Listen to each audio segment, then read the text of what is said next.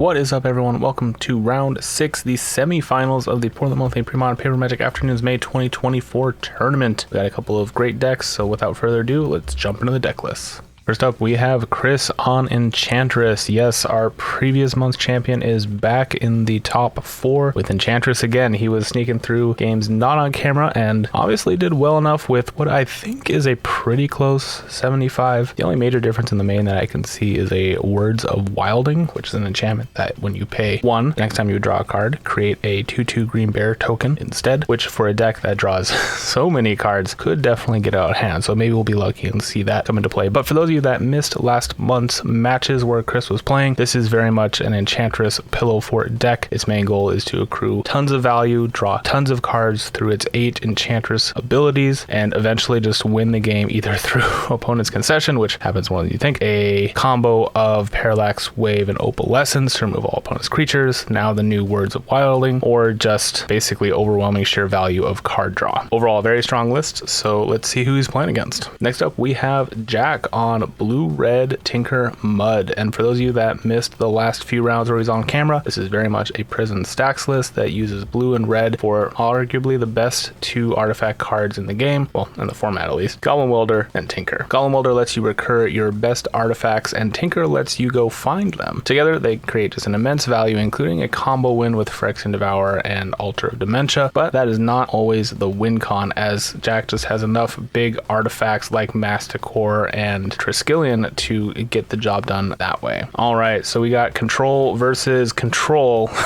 Let's get into the games. And here we go. Chris is going to be on the left. Jack will be on the right. Yeah, that's fine. I mean, I'm still gonna take... Now, as I said, both of these players are playing very control-heavy decks. Although, I guess technically Chris's is arguably more of a Pillow Fort value deck, but still. Both very slow, methodical decks that are looking to eke out incremental advantage until they're able to explode with either a game-winning play or lock their opponents out of doing anything meaningful. Alright, it looks like we're going to get our opening hands here. Now Jack is playing with some proxies and some newer arts, as well as some the older arts, so I may not always catch every art, but I think he's got a good mix of land spells. Looks like we are keeping a 7, and we're just going City of Traders into a Mindstone pass. Chris is just going to play a fetch and pass.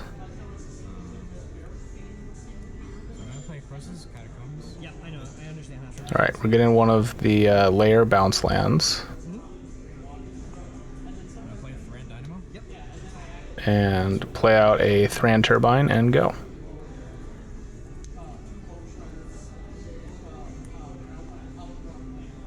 Alright, so Jack definitely ramping in the first few turns. It does look like he has a Karn in hand, which might be the end goal for all this. Ramp into some big artifacts and then animate them the next turn to swing in. I believe that's another City of Traders in his hand. So definitely has the mana up to keep going. Alright, we're going to double fetch here for Chris.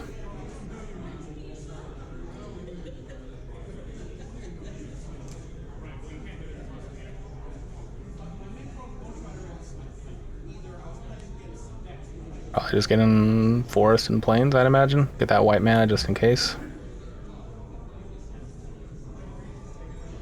Yep, makes sense.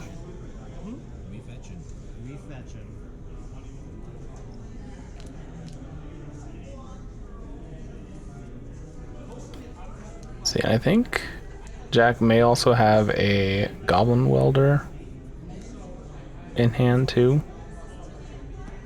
which totally makes sense why he'd play out the mana fixing. Ooh, and a Seal Cleansing for Chris. Alright, Jack drawn another Thran Turbine. Gonna play out the City Traders. Tap for 4, play out another Turbine. Tap for 5. Play Karn. Play out Karn. That's a pretty good target for a seal, I'd imagine. And a Goblin Welder, just in case you want to blow up the Karn. Might be a little more difficult. And this is a very explosive turn from Jack, threatening a lot of pressure next turn if Chris cannot do something about it. Each of those Thran Dynamos, I think I might have called them turbines before, but Thran Dynamos, tapping for 3 each. But they are, I believe, 4 cost, so 2 4/4s. Now granted, Chris can get rid of the Karn with that Seal of Cleansing, but next turn the Welder will be able to tap to bring it back, just having to sack probably the Mind Stone. Granted, Chris can always pull the trick of doing it in the middle of combat, so he would not necessarily be taking damage this turn. But he is definitely looking down at a clock right now. Alright, our Growth and Enchantress hitting the field. Sarah's Sanctum. Only be tapping for 1 white right now. Only 1 enchantment on the board. And I feel like Jack is still going to have to go for the aggro route here. Draw on the blue-red Pain Land. Alright, 2 to turn the Dynamos into creatures. Land for turn. City will die. And swing in with everybody. Now, funny bit of text on Karn. If you block it, it just becomes a 0/8. So not super threatening. So I think you would, yep, block here before damage. Oh, no, actually not before damage. Okay. Does Karn's ability not go away when he dies? Or are they just till end of turn? That is interesting. Let me look. Yes, it is until end of turn, not if he dies. Alright, so yes, that makes total sense. Okay, so Chris probably then should have sealed the Karn on his turn, maybe. Obviously, Goblin Welder could still have gotten it back, but it would have been 1 less thing swinging in. Alright, we got Sterling Grove. All his enchantments now have Shroud. And Jack just with lands in hand right now. I think that's another City of Traders and an Ancient Tomb.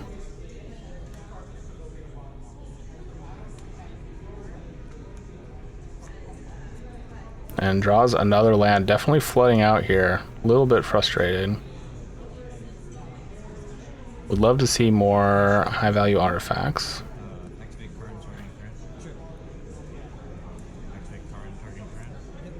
Alright. Make a few more creatures. Make all of them creatures. Alright, we're going all in now. So 9 unblocked. Unless something gets blown up. Alright.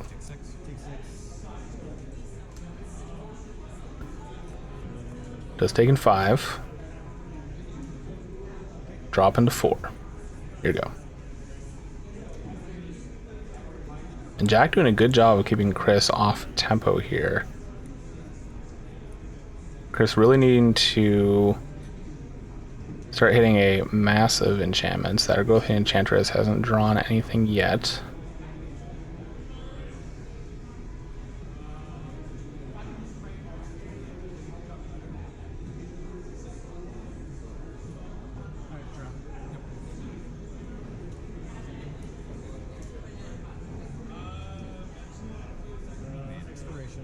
Alright, we're gonna play an exploration, draw a card. Gonna have 2 land drops, there's the first one.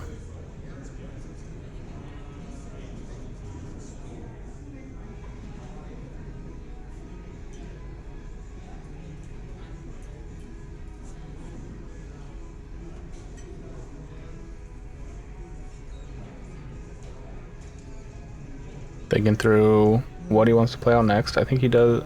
Is that another Sanctum in hand, which is not great? He could tap this one just to get 2 mana, which is obviously not ideal, and play out the next one to get another 2 if he's really hoping to generate a lot of mana here. Alright, 4 for Opalescence. Draw a card. All enchantments are now creatures. And Chris is just going to pass here. Well, at the very least, he's created some blockers. And instead, Jack is going to go get his Thran Dynamo with the Goblin Welder. Is that another land? Oh my. That is not great. But Jack's going to make the best of it. And is just going to be swinging in. There are an abundance of blockers for sure. Alright. Sterling Grove and Exploration hit in the bin. Not getting the activation off the Sterling Grove, which is a bit rough. And if Chris has a Replenish, which he might, it might be his back card, or second back card. This is going to be a little brutal.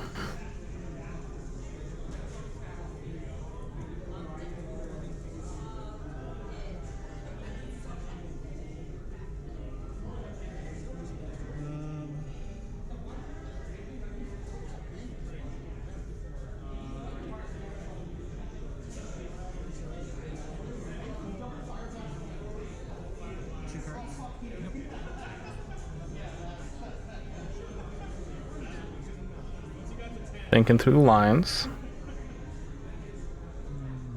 Chris is definitely a very cautious player, thinks through all of his plays. Alright, tapping 4. What are we going to see here? We are going to see the Replenish. Alright, so 3 going back to the game. This does give him 2 land drops. Has not used his first one yet. He also has a way to kill another Dynamo and is just going to pass, actually. Chris at 4, but has plenty of blockers.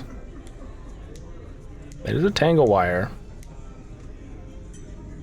which might be worth playing after attacks.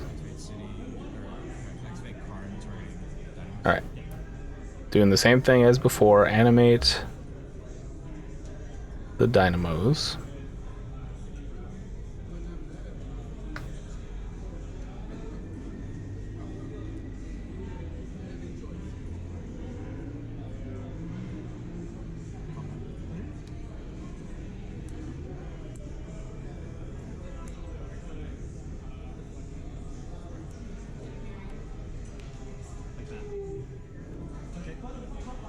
Couple of blocks here.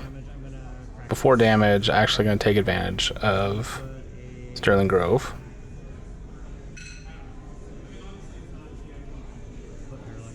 We are finding a Parallax Wave, which is a very bad sign for Jack. He does not have a way to deal with that right now, and that will blank his entire board, basically. So that's a problem.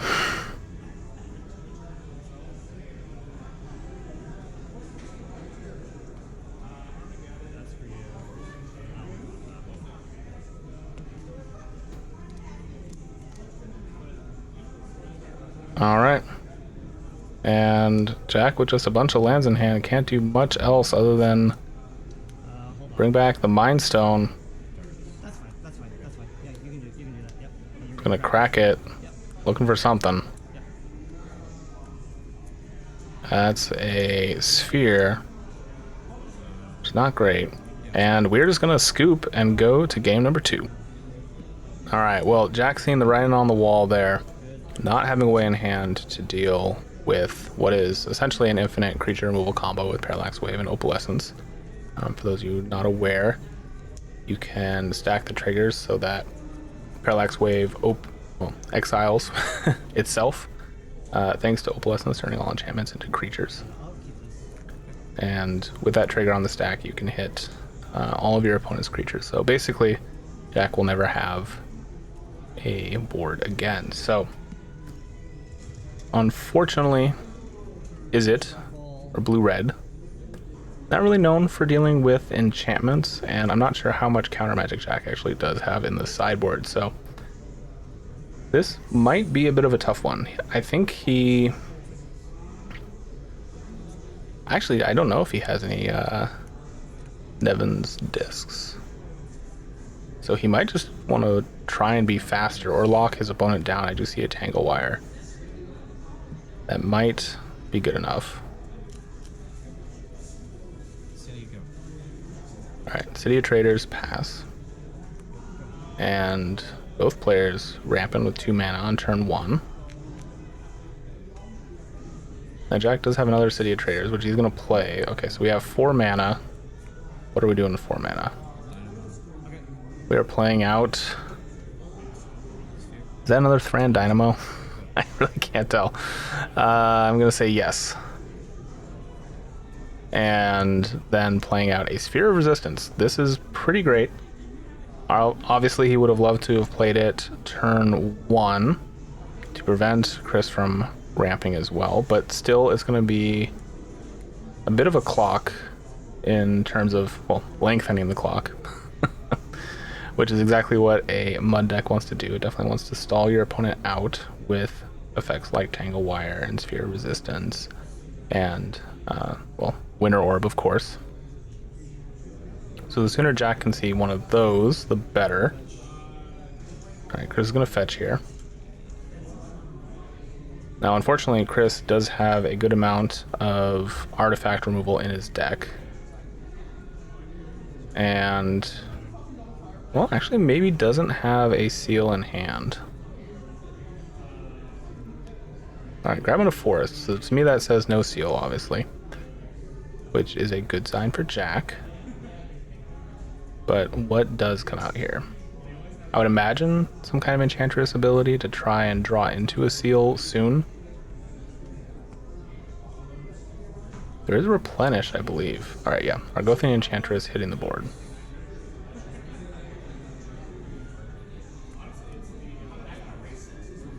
Interesting. That is a Goblin Welder for Jack's draw. Now, he did prioritize the cities, which means that is going to go to the graveyard. Still, doing 6 to pay for Karn.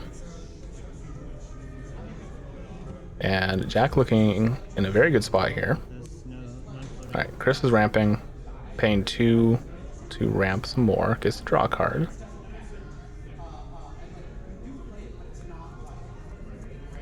I'm seeing a lot of white cards in hand, but unfortunately, I don't think he's got a Plains yet.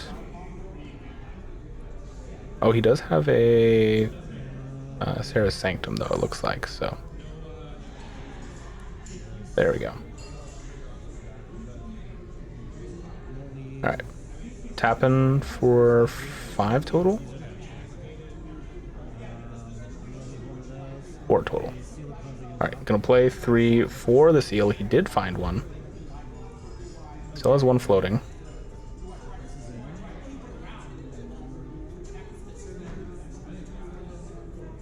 Thinking what he wants to do here. I imagine you just take out the sphere here. No, we're actually taking out the mana source slash big beater. Interesting. Okay. That's an Ancient Tomb coming down. Taking 2. Tapping for 3. Which means we're going to get a Welder. Yep. And then I'm gonna make Sphere Creature and attack. No blocks.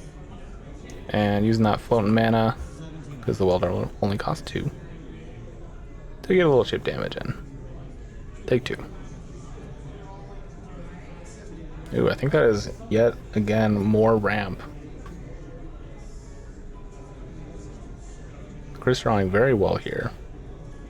That sphere eventually is not going to make any difference. It's very close to making no difference to him, and unfortunately I think Jack is getting a little stuck under it, so he might be sacking it to the Goblin Welder pretty soon just to go grab that Thran Dynamo back from the graveyard.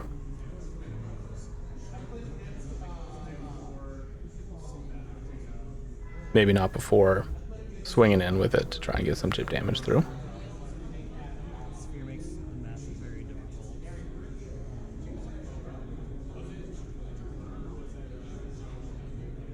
Right, so I wasn't sure about the cycling.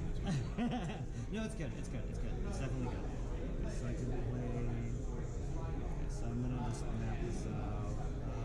I'm not sure what that's for. Chris, I think, deciding if he wants to double enchant a land. Maybe.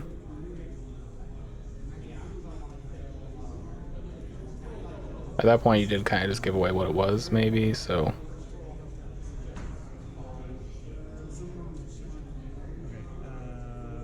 Oh no, it is just a land. Okay. Alright. Tapping for 4. Gonna spend 3 of it.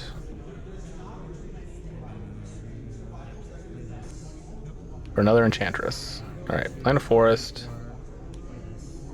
Gonna play in our Enchantress Presence. Draw 2.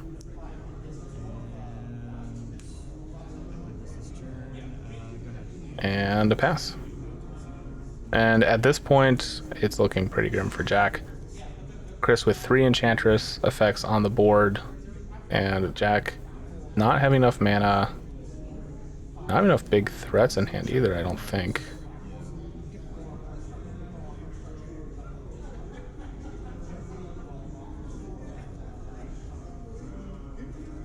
Playing out a Rashad Port, which might be good. You could hit the Serra Sanctum to semi-limit mana. But I think Jack, yeah, is just going to sack this for the Thran Dynamo. Tap for 3. Play out a Tangle Wire. And is going to do his best to slow this train down. Notably, Tangle Wire doesn't hit enchantments, so Chris can't tap any of those. So there will be some viable targets getting hit here.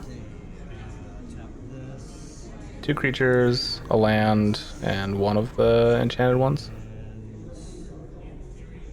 Yep. Alright, and then in your upkeep, yep, might as well tap down the Sanctum. Alright, so this doing a pretty good job of limiting Chris on what he can do this turn.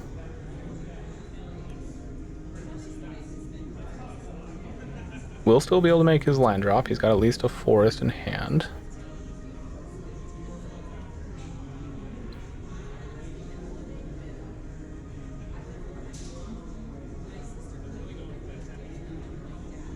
There's no sphere right now.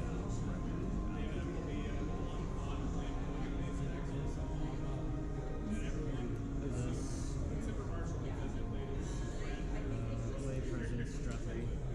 Alright, gonna play out another Enchantress Presence, draw 3. And now has 4 on the board, so any card he can cast. I'm surprised he didn't see a Serra Sanctum there. Alright, just passing to Jack. Jack now has to tap 3. 1 will obviously be the Tangle Wire.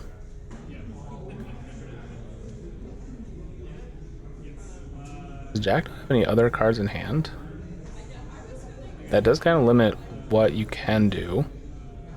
There's definitely something to be said for floating some mana to animate some artifacts.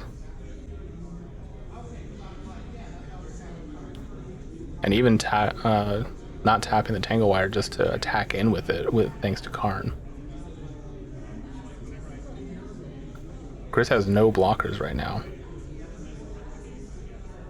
This is going to be, yep, I think he's realizing that too. This is the best bet to get damage across.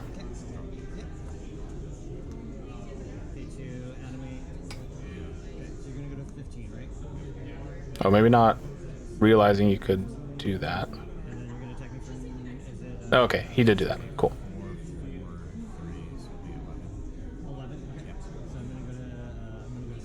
And getting in for 10, at least. Not bad. Dropping Chris down to 6. Unfortunately, I think this is going to be the last turn that Jack gets, because Chris is untapping with 4 Enchantress effects and arguably a boatload of mana. Now he does have to tap down 3 things. So he's just losing a forest, probably, an Enchantress. Or deciding what he wants that last thing to be tapped down. Does that extra green source potentially matter?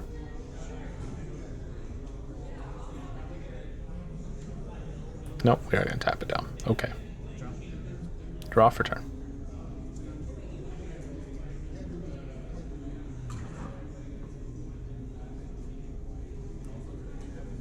Alright, land for turn. Let's go ahead and crack it. Drops down 5. Go get some other planes. An interesting choice. Maybe he needs the extra white mana. Right now, the Sanctum is only tapping for 4. Only. It's only 1 land tapping for 4 mana. Totally a fair and balanced card. From the same cycle as Gaia's Cradle. I'm sure most everyone knows. Alright. Seal coming down. Draw 4. No longer taxed by the sphere.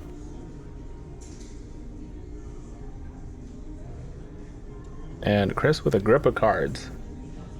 What is he going to do with all that mana? And all those cards. Alright. Having a little running count of how many enchantments he has.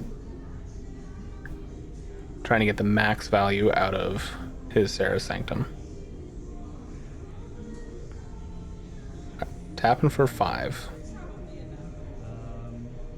Then is going to crack. Killing Thrandanimo.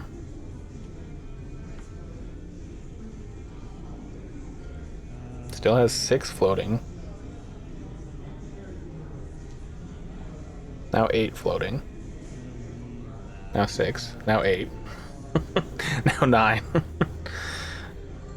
Is going to use all but 5 of it. Maybe for a replenish. Getting 2 more seals. And I think Jack has seen enough and is getting the concession. Well, like I did say, guys, Enchantress usually just wins on your opponent conceding. All right, congrats to Chris. He is making it into the finals for the 2nd month in a row. I think that might be the first time anyone's ever done that, so congrats. And congrats to Jack for playing so well. And thank you to everyone who's gotten this far in the video. If you haven't already, make sure to subscribe to the channel. We are so close to 1,000 followers, and honestly, it goes a long way to helping make more pre-modern content. If you want to support the channel further, there is a Patreon link in the video description below. Thank you again. I'll see you next time.